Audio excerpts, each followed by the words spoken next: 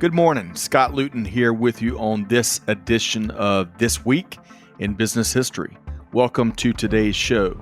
On this program, which is part of the Supply Chain Now family of programming, we take a look back at the upcoming week, and then we share some of the most relevant events and milestones from years past.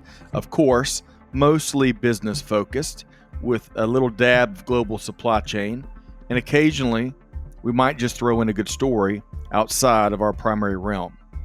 So I invite you to join me on this look back in history to identify some of the most significant leaders, companies, innovations, and perhaps lessons learned in our collective business journey. Now, let's dive in to This Week in Business History.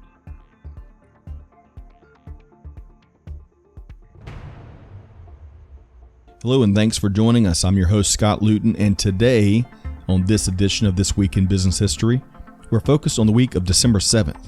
In fact, we've got a special guest here in the studio, my 11-year-old daughter, very talented, intelligent daughter, Brantley Luton. Hey, thanks so much for listening to the show. Before we get started, I wanted to share a personal experience related to today's key theme of computer science and programming. The United States Air Force sent me to college at the University of South Carolina in Columbia back in 1996. I chose the major of computer science for a variety of reasons, but I had no idea just how challenging the discipline was. I recall my first core class was a C++ programming class with the exceptional professor, Dr. Robert Cannon. But my brain just did not embrace the concepts behind computer programming. I remember many a night wrestling with a compiler to write basic code. Now, looking back, I'll admit that I could have spent more time studying, but hey, nevertheless, computer programming wasn't meant to be my path in life, and that's a great thing. I changed my major after that first semester, and of course, the rest is history. However, that experience seared in my mind just how difficult the field of computer science is. Even though we thankfully have low-code and no-code movements afoot, which will certainly enable non-technologists across the globe to do big things with computers, still, imagine the dedicated human brain power behind quantum computing and beyond. Those exceptionally intelligent computer scientists that are relentlessly driving the industry forward, discovering newer, faster, and more powerful technologies. I find it all fascinating, which brings us to today's story. We're going to be focusing on an absolute trailblazer and pioneer in computer science and technology, on so many levels for that matter. Today we focus on the intriguing story of one Grace Hopper. So stay tuned, and thanks again for joining us here on This Week in Business History, powered by our team here at Supply Chain Now. Grace Brewster Murray Hopper was born December 9th, 1906 in New York City. She was born into a rather well-to-do family. Her grandfather was an admiral in the U.S. Navy during the U.S. Civil War. Her father, Walter Fletcher Murray, was a Yale graduate and owned an insurance company. Grace seemed to possess a natural curiosity, a quality that was lifelong for her. In fact, when she was 7 years old, she took apart 7 alarm clocks, determined to figure out how they worked. By the time her mother, Mary, had caught wind of what she was doing, she took 6 of the alarm clocks back away from Grace, after Grace reassembled them, of course, but let her daughter have one to continue her scientific pursuits. No word if anyone in the Murray household overslept that day. In 1928, Grace Hopper would graduate Phi Beta Kappa from Vassar College. Her degree would be in mathematics and physics. But she wouldn't stop there. Grace Hopper would complete her PhD in mathematics and mathematical physics from Yale. After teaching and serving as an associate professor for several years after school, the Japanese attack on Pearl Harbor caused Grace Hopper to want to serve her country. Despite repeated attempts, though, at joining the U.S. Navy, she was turned down, primarily due to her weight-height ratios, as Grace Hopper was a very petite individual. But she persisted, something that Grace Hopper would do her entire life, and eventually was sworn into the U.S. Navy Reserve. Right away, the U.S. Navy and Department of Defense saw her talent and skill. Grace Hopper would be quickly assigned early in her career on ordnance calculations. She proved her mettle there and would be promoted to the Mark I project at Harvard, working under early computer pioneer, Howard Aiken. Aiken had developed the IBM Automatic Sequence-Controlled Calculator, also known as the Mark I. It was the first large-scale digital computer. The Mark I filled an entire room, as you might imagine. Built by IBM, the machine was used in the war effort's final year or so. Grace Hopper's work on the Mark I project, which included creating the punching machine instructions onto tape and writing the 561-page user manual. 561 pages. That would be the world's first computer programming manual. And while all of this work would make Grace Hopper one of the very earliest computer programmers. In fact, some claim that she was one of the first 3 computer programmers in history. The Allies would use the Mark I for a variety of top-secret purposes, including computing rocket trajectories and calibrating minesweepers. Here's a very interesting factoid. While working on its successor, the Mark II, Grace and her team found a moth, that's right, the bug, a moth that was stuck in a computer relay. The moth had caused a glitch in the computer's operation, so the team had to remove it, which is where the phrase debugging originated. Grace Hopper would be the first to refer to a computer problem as a bug and to refer to the debugging of a computer. In fact, you can reportedly find the moth's remains in the team's logbook at the Smithsonian in Washington, D.C. While at Harvard, Grace Hopper would also contribute to the Manhattan Project. After leaving Harvard due to the lack of promotion and the lack of being granted tenure, Grace Hopper would join the Eckert-Mauchly Computer Corporation, where she'd be assigned to the team developing the UNIVAC I. The UNIVAC I would eventually become the world's first commercially produced electronic digital computer. It weighed 8 tons, and it used 5,000 vacuum tubes, but it could perform about 1,000 calculations per second.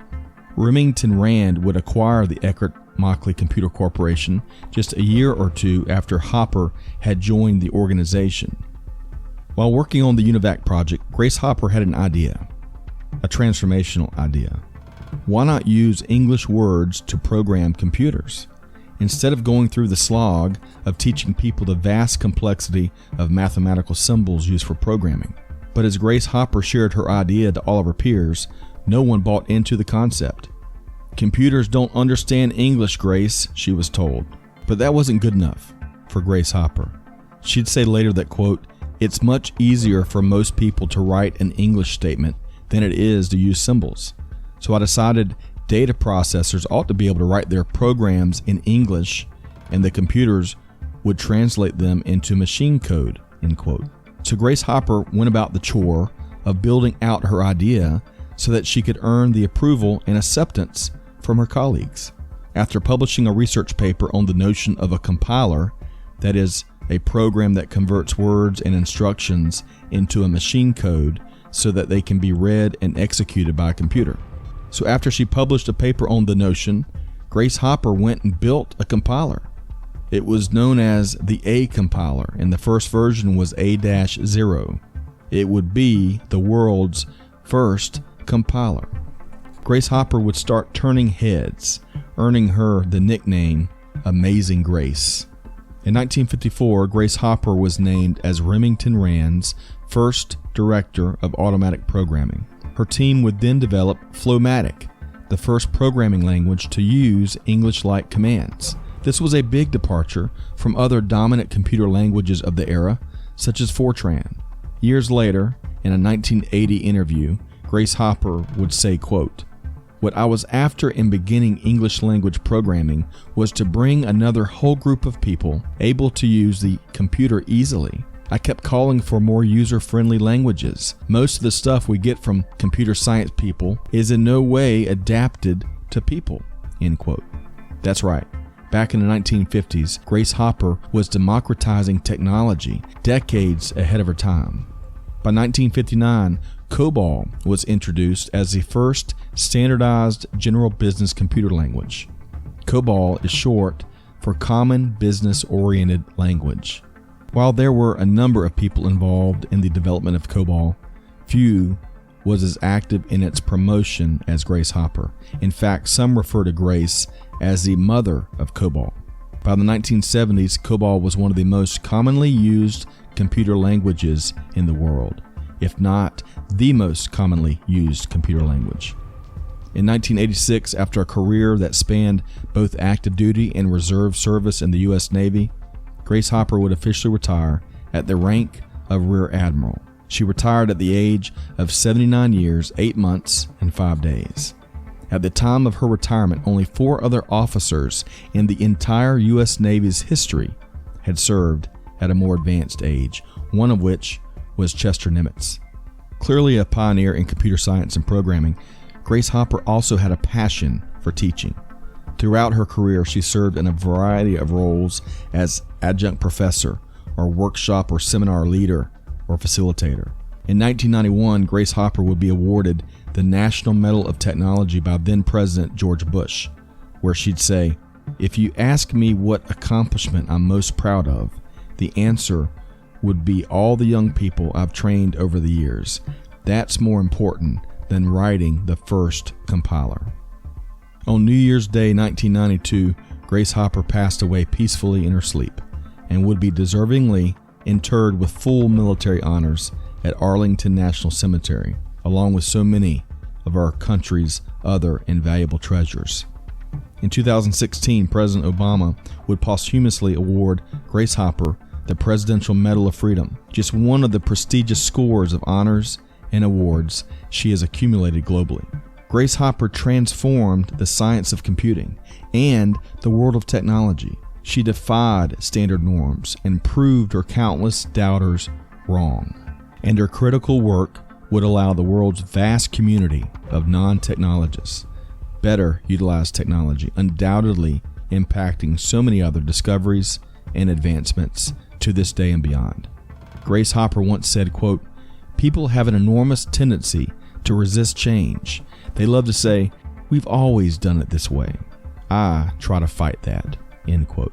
Job well done, Grace Hopper, and your endless fight inspires and uplifts armies and armies of change agents today.